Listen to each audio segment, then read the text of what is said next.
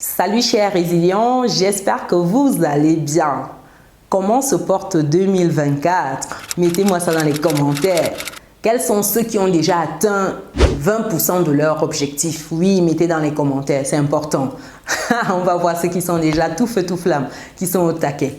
Aujourd'hui, je voudrais vous partager 10 conseils qui ont transformé ma vie.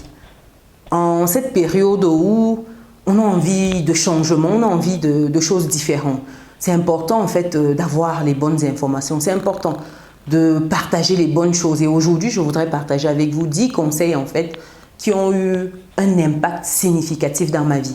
Ça se trouve, un de ces conseils va te chambouler. Je pense que les conseils 7, 8 et 9 sont ceux qui vont à coup sûr te parler. Donc reste jusqu'à la fin de cette vidéo pour ne rien louper du tout.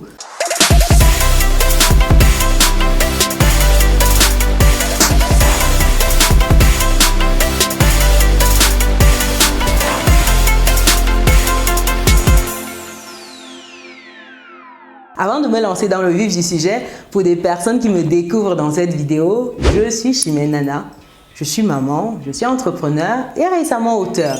Oui, auteur de ce livre, il est juste là. Vivre et réussir en France C'est un livre qui vous permet de bien vous intégrer lorsque vous arrivez en France. C'est un livre qui vous permet d'investir sereinement et puis sécuriser votre avenir, afin de pouvoir vous mouvoir comme bon vous semble. Donc, pour des personnes qui souhaitent avoir les clés d'une sécurité financière, je vous recommande d'acheter ce livre et surtout, le lire et appliquer ce qu'il y a dedans. Le lien, je vais le mettre dans le descriptif de cette vidéo. Aussi, pour les personnes qui ne sont pas encore dans notre club privé, l'Académie des Résilients, qu'est-ce que vous attendez? Rejoignez-nous. Venez, nous allons parler d'idées business, nous allons investir ensemble, ce qu'on fait déjà. Nous allons partager des stratégies, nous allons réseauter. C'est tout cela que vous aurez dans le club business et bien d'autres choses très intéressantes. Donc les amis, pour ceux qui souhaitent nous rejoindre, cliquez sur le lien qui est dans le descriptif de cette vidéo.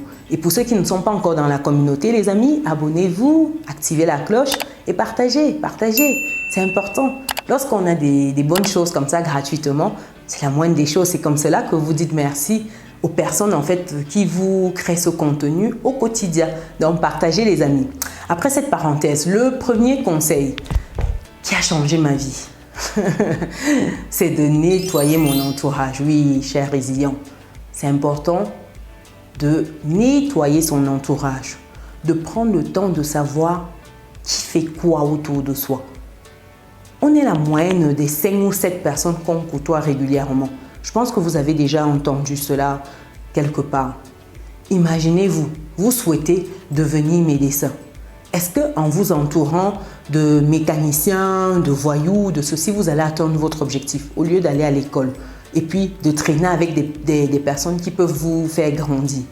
Donc, prenez le temps, chers résilients, en fonction de vos objectifs, de nettoyer votre entourage. Ça ne veut pas dire que, voilà, tout le monde doit vous apporter forcément quelque chose de concret. Il y a des gens, par exemple, qui seront là et qui vont vous apporter un bien-être mental. C'est des personnes qui sont naturellement peut-être joyeuses, qui communiquent une bonne énergie. Mais maintenant, à contrario, vous avez des suceurs d'énergie. Quand vous êtes avec ces personnes-là, vous êtes épuisé. Vous voyez le monde négativement. Tout est noir autour de vous. Des personnes comme ça n'ont pas besoin d'être dans votre entourage. Prenez le temps de nettoyer votre entourage. Je ne comprends pas souvent quand j'ai des personnes qui me disent que j'ai 20 amis, j'ai 15 amis, j'ai 10 amis. Comment on peut avoir 10, 20 amis intimes? J'ai du mal. Moi, j'ai du mal. En tout cas, dites-moi dans les commentaires comment on fait pour avoir 10 amis. Même déjà, quand on est déjà dans les 8, les 7, je trouve déjà que ça fait beaucoup parce que voilà, peut-être c'est mon point de vue. Dites-moi ce que vous pensez de ça.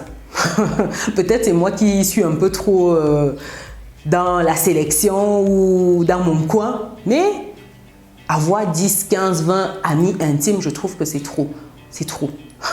En tout cas, prenez le temps de nettoyer votre entourage, chers résilients.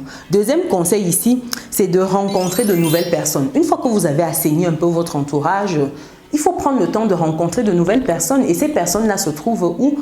Elles se trouvent dans des conférences.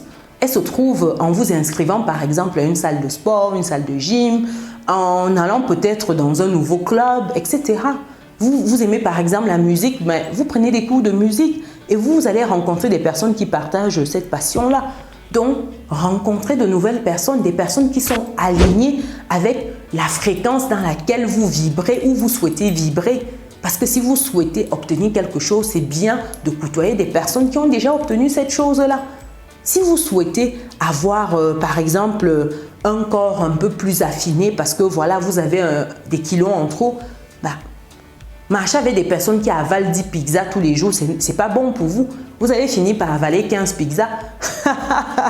Donc, prenez le temps de rencontrer des personnes qui sont alignées avec votre nouvelle ligne, votre nouveau régime ou quelque chose comme ça.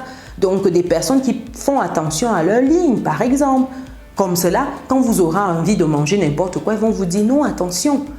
C'est important. Rencontrer des nouvelles personnes. Vous souhaitez investir. Rejoignez notre club privé business.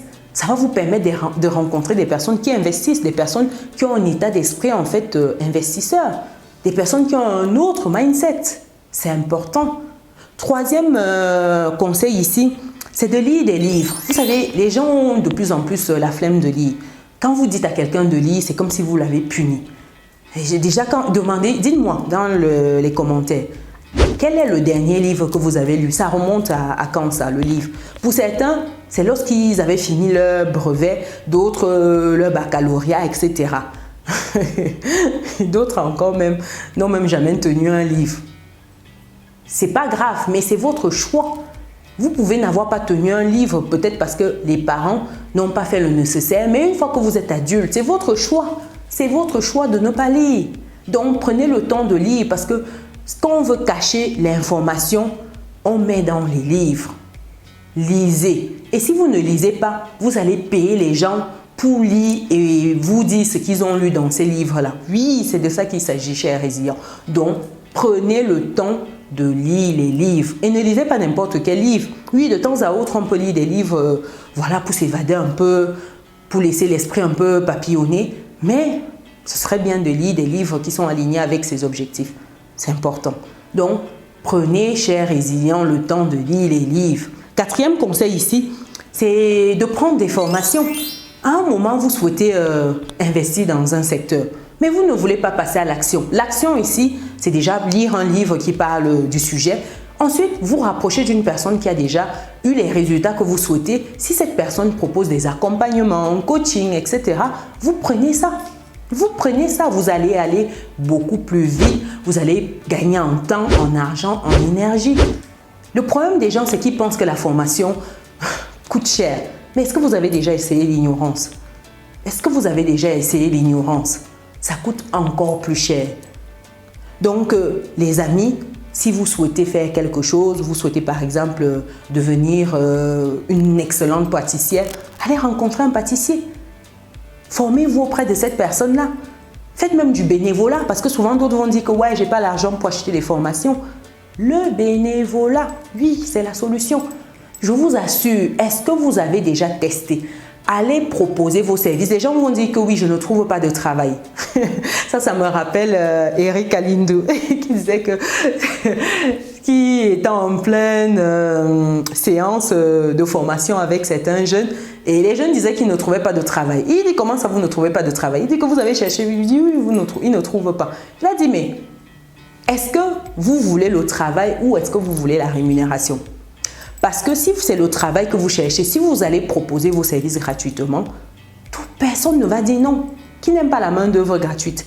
C'est juste que les gens sont focalisés sur la rémunération. Les gens ne veulent plus avoir l'expérience, ils ne veulent plus avoir la compétence. Ils sont focalisés en fait sur qu'est-ce qu'on va me donner? Qu'est-ce que l'entreprise va me donner? Non, c'est pas ça. Donc, à un moment, allez vous former. Formez-vous. Vous voulez investir en immobilier? Contactez-moi. Allez sur business-et-réussite.com, vous avez l'onglet prendre rendez-vous. Prenez un rendez-vous, qu'on échange de votre projet, c'est important. Donc, prenez le temps, chers résilients, de vous former. Un autre point ici, c'est d'apprendre à épargner, à investir. Ça, beaucoup de personnes pêchent ici. Vous savez, gagner l'argent, ce n'est pas le plus difficile. C'est savoir retenir un maximum dans sa poche. Pour beaucoup, une fois que le salaire touche leurs mains, il ne faut pas 24 heures pour qu'ils soient déjà en mode surendettement. Il ne faut pas 24 heures pour qu'ils retombent plus bas. Parce qu'ils ne savent que dépenser. Ils ne savent pas les notions d'épargne, d'investissement. Vous devez vous réapproprier ces notions-là. L'éducation financière, la gestion des finances, vous devez vous réapproprier ces notions-là et comprendre ce qu'il y a dans ces notions-là. D'où le fait de vous former. Formez-vous à la gestion de vos finances. Je vous assure, vous allez gagner. Si vous pensez que vous perdez votre argent en investissant dans une formation liée à une gestion financière, vous êtes en train de gagner excessivement, chers résilients. Donc, prenez ce temps-là, c'est très important. Prenez le temps de vous occuper de votre argent. Parce que si vous ne vous occupez pas de votre argent, ben, il va partir comme il est venu. Et l'argent n'aime pas être lésé. Non, l'argent aime qu'on bichonne. Donc, si vous ne savez pas bichonner l'argent, l'attirer à vous, il va repartir aussi vite qu'il est venu. Donc, c'est très important. Un autre point ici, c'est... En 6e point, c'est de savoir apprécier sa propre compagnie. Ça, beaucoup de personnes sont mal à l'aise lorsqu'elles sont seules. Les gens ne savent plus apprécier leur propre compagnie. Vous voyez toujours la personne en train de chercher un téléphone pour contacter un tel. Ah, il faut que j'appelle un tel. Ah, il faut que j'envoie un texto à un tel. La personne est mal à l'aise. Prenez le temps de rester souvent en silence, quelques minutes. Genre méditation. Ce sera difficile au début parce que votre esprit va aller dans tous les sens. Mais je vous assure, même 5 minutes seulement, quand vous restez là, silencieux, ça vous fait un bien fou. Vous savez, le calme autour de vous. C'est des moments qui sont juste waouh. Essayez. Est-ce que vous avez déjà essayé la méditation, chers résilients? Dites-moi dans les commentaires. Qu'est-ce que vous avez ressenti? Sincèrement, j'adore. Moi, j'adore. Juste rester souvent comme ça, allongé, quelques minutes, et ça me fait un bien fou. Et quand vous avez souvent trop de bruit autour de vous, par exemple, nous, quand on a les enfants qui reviennent de l'école, je ne vous parle pas. Les parents dans la communauté vont comprendre ce que je veux dire. C'est la crèche. C'est-à-dire que tout le monde parle en même temps. Tout le monde veut raconter sa journée à papa, à maman. Vous savez. Donc, à ces moments-là, vous avez juste besoin de quelques minutes de silence. Et ça vous fait un bien fou. Donc, il faut se réapproprier ces moments-là. Apprécier sa propre compagnie. Ça vous permet même de vous poser, de faire un tour sur vos objectifs, de voir un peu où vous en êtes sur certains aspects de votre vie. Et ça vous permet en fait de réorienter peut-être votre tir, etc. C'est important. Il faut savoir chérir les moments avec soi-même. Les gens ont peur de rester seuls. Non, n'ayez pas peur. Regardez-vous dans le miroir comme ça. Vous dites, waouh, on est ensemble. Oui. Un 7e point ici, c'est de prendre soin de son hygiène de vie. Vous savez, la santé, ça n'a pas de prix. Et ça passe par quoi? Ça passe par une bonne alimentation.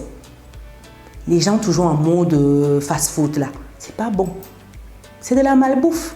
Prenez le temps de cuisiner des choses ou alors de manger des choses à l'extérieur qui sont à minima un peu correctes, quoi, j'ai envie de dire. Donc, ça passe par bien manger. Ça passe par avoir une petite activité physique. Il y a des gens, quand ils montent les escaliers là, à peine 10 marches, ils sont déjà en train de respirer comme si c'était l'éléphant. Ils sont... Non, ça c'est pas des bons signes. C'est pas des bons signes. Apprenez à prendre quelques instants, même pour la marche. Je ne dis pas ici de courir ou de faire un marathon ou de faire un sprint. Non, non, non, non. Juste marcher, ça fait du bien. Ça fait du bien, des petites activités physiques. Donc, apprenez à vous aménager des petits moments comme ça. Par exemple, pour ceux qui disent que je n'ai jamais de temps là, ils bossent par exemple au 6e ou au 7e étage. Mais tous les matins, lui, il est devant l'ascenseur à midi, le soir. Non, dites-vous que à partir de maintenant, je prends les escaliers. Matin, midi, soir. Quand vous allez déjeuner à midi et quand vous rentrez le soir, ça vous fait au moins 7 étages de marche. Ça, c'est du sport. Vous prenez votre temps afin de ne pas transpirer en mode voilà, on se connaît. Et le dernier point ici, le 3e point, c'est de bien dormir. Je disais dans une précédente vidéo, malheureusement, les entrepreneurs sont tellement en mode en train de courir après le temps. On a fait circuler sur les réseaux qu'être un bon entrepreneur, un entrepreneur à succès, c'est celui qui dort 1 heure. Si tu dors déjà 6 heures, 5 heures, 6 heures, 7 heures, là, c'est pas bon. Toi, tu es le pire entrepreneur. Non, on a tous besoin de sommeil. C'est une fonction vitale. C'est physiologique. Pour renouveler les cellules, vous avez besoin de sommeil. Pour recharger les batteries, vous avez besoin de sommeil. Pour être efficace dans ce que vous allez faire, vous avez besoin de sommeil. Pour être concentré, pour avoir les idées claires, pour être productif, vous avez besoin de sommeil. Les vertus du sommeil ne sont plus à démontrer. Tapez juste vertus du sommeil sur Google. Vous avez tous des smartphones, vous savez tous faire des recherches. Allez-y, regardez les vertus du sommeil. Donc, les gourous qui sont sur Internet en mode il faut dormir 1 heure ou 2 là, pour être un bon entrepreneur, là, il faut nous excuser. Oui, il faut nous excuser. Non, apprenez à avoir une bonne hygiène au niveau de votre sommeil. Faites-vous une routine. Et c'est quelque chose que je me réapproprie progressivement.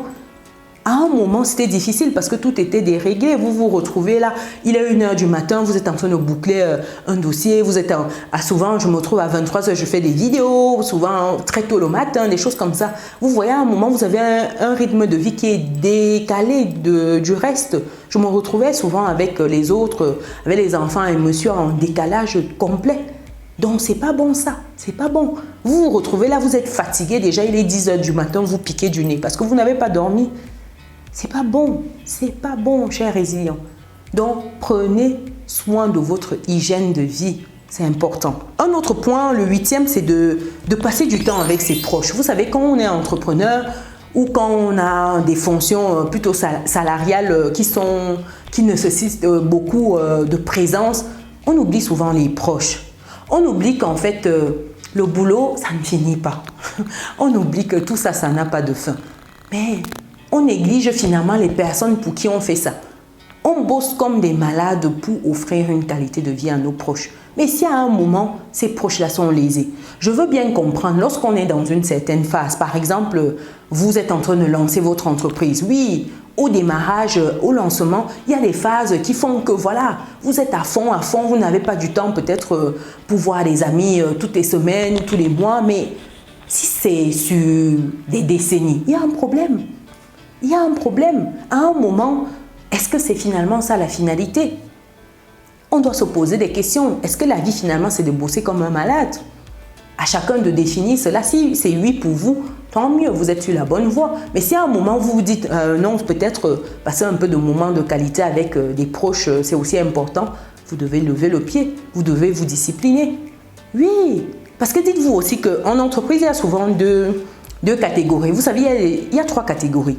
Il y a des gens qui finissent leur travail très tôt. On va dire que oui, lui, part tôt. D'autres qui finissent tard. On va dire que lui, il est un peu consciencieux. Mais sauf que lorsque vous partez tard, 2 choses. Soit vous n'arrivez pas à boucler ce que vous avez à faire dans les temps qui vous sont alloués. Ça veut dire qu'il y a un souci. Soit vous en faites un peu trop, vous montrez que vous faites un peu trop. Mais dans tous les cas, je pense que trouver le juste milieu, c'est bon. Ni trop, ni pas assez. Vraiment, on est dans le juste milieu. C'est bien. Est-ce que vous avez essayé ça? On dit que le boulot finit à 17h. À 17h, vous êtes déjà devant. Enfin, vous êtes en train d'éteindre le PC. Les fonctionnaires savent de quoi je parle. Mettez-moi ça dans les commentaires. Ce sont les champions. Ça veut dire que si ça finit à 17h, à 15h, ils sont déjà prêts à partir. Donc, les 2 autres heures, c'est juste voilà, pour ranger et puis pour regarder de haut les personnes qui arrivent. Bon, je ne généralise pas, mais on se connaît. Un autre point, c'est, j'ai envie de dire, un conseil, c'est de devenir un peu plus spirituel. En fait, ça a vraiment changé ma vie. Vous savez, c'est devenir spirituel ici, en fait, c'est de prendre du temps, d'être en harmonie avec soi-même, en harmonie avec le monde autour de soi, en harmonie avec la vie. Vous savez, c'est de savoir apprécier les choses telles qu'elles sont, sans vouloir forcément changer, transformer. Non, vraiment, vous savez, quand vous arrivez à cet état où vous êtes en paix avec vous-même, ce n'est plus un brouhaha en permanence dans votre esprit. Il y a des gens qui sont mal à l'aise avec le fait de rester avec eux-mêmes, comme je disais précédemment, dans un point, être seul avec eux-mêmes, parce qu'ils ne sont pas en paix. Dans l'esprit, ça n'arrête pas. Il y a des moments, lorsque vous vous réappropriez cela, vous êtes à l'aise, vous êtes aligné avec vous-même. Vous savez, c'est c'est un mode zénitude. Vous êtes vraiment tranquille. Le flux de pensée, voilà, ça ne veut pas dire que les problèmes ne sont pas là, vous ne captez pas, vous n'êtes pas en mode, vous prenez cela en considération. Non, il y a des problèmes, vous gérez et tout. Mais sauf que quand le problème arrive, vous ne prenez plus ça en mode c'est la guerre. Non, vous prenez ça en mode zen. Vous comprenez que c'est dans le processus. L'aventure ne peut pas se terminer ou ne peut pas avancer sans qu'il n'y ait cela. Vous acceptez les choses telles qu'elles sont. Vous acceptez que c'est dans le processus de croissance. Oui, pour grandir, un enfant a besoin de tomber. Un enfant ne peut pas grandir sans trébucher. En tout cas, si vous en connaissez, montrez-moi. Pour avoir plein d'enfants autour de moi et avoir été dans des crèches, des écoles maternelles, c'est une spécialité des enfants. Tomber, jouer, tomber.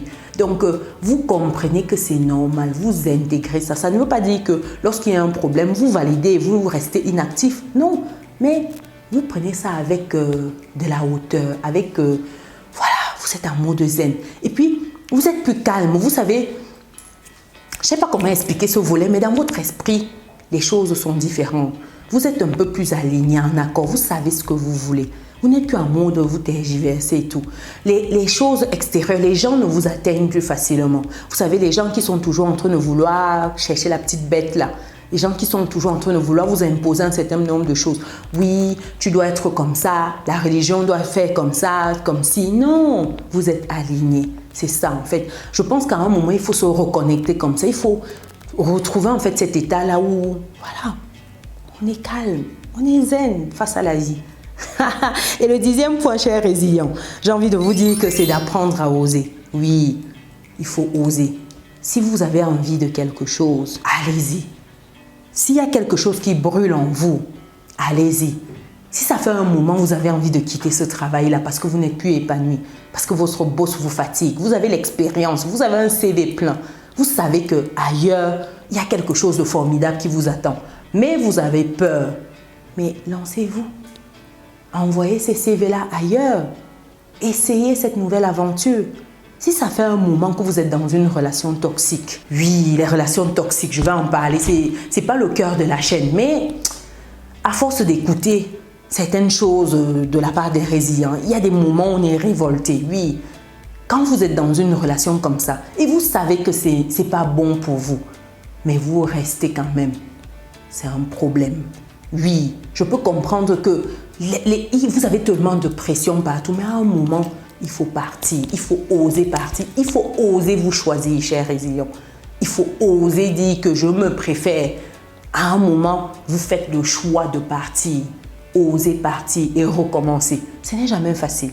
Mais je ne pense pas qu'on ait été créé pour subir un certain nombre de choses. Je ne pense pas que vous ayez été créé pour vous faire bastonner tous les jours. Non, je ne pense pas que vous avez été créé pour vous faire humilier tous les jours. Je ne pense pas que vous avez été créé pour être la serpillière de quelqu'un. Non, je ne pense pas. Je pense qu'à un moment, il faut dire stop. Et si vous avez du mal, demandez de l'aide, chers résilients. Osez demander de l'aide. C'est important. Je voudrais finir cette vidéo sur cette note-là parce que ça me tient à cœur. C'est de plus en plus un phénomène de mode dans notre communauté. Non, ça ne devrait pas. Ça ne devrait pas. Dites-moi ce que vous pensez. Dites-moi ce que vous pensez de ce point-là parce que vraiment, il y a des moments où vous vous dites, mais non, comment on peut vivre des choses comme ça? Et oui, pourtant, il y a des gens qui vivent des choses comme ça. C'est pour cela que je vous dis souvent, chers résilients, il faut apprendre à dire merci. Vous êtes avec des gens, vous avez certaines choses, vous n'appréciez pas, vous dites que ah, ça c'est quoi? Non, dites merci. Parce que lorsque quelqu'un va vous raconter un bout de ce qu'il vit, vous allez dire que finalement, moi je suis la bienheureuse, j'ai tout ce qu'il me faut dans ma vie. Donc voilà 10 conseils rapidement énumérés. Le premier conseil, c'est de nettoyer son entourage. Le deuxième, c'est de rencontrer de nouvelles personnes. Troisième, c'est de lire les livres. Oui, réappropriez-vous le fait de lire. Lisez des livres. Vous avez des livres comme celui-ci. Vivre et réussir en France. Oui, je fais un petit clin d'œil là. Je fais la pub, je fais ma pub. Oui, c'est important. Quatrième conseil, c'est de prendre des formations. Si vous souhaitez investir dans l'immobilier, contactez-moi. Allez sur business-et-réussite.com, onglet prendre un rendez-vous et puis on va échanger de votre projet.